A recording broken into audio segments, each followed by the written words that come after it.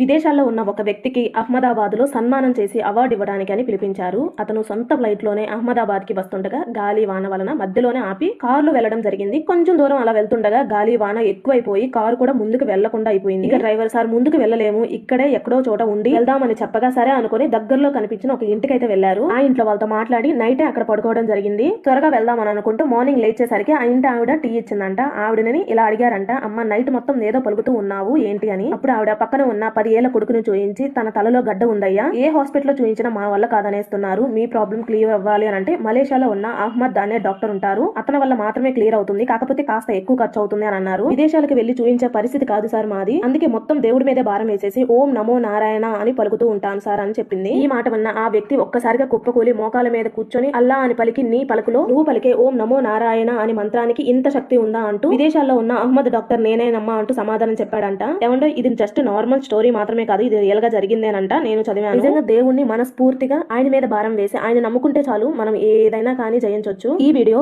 7 శనివారాల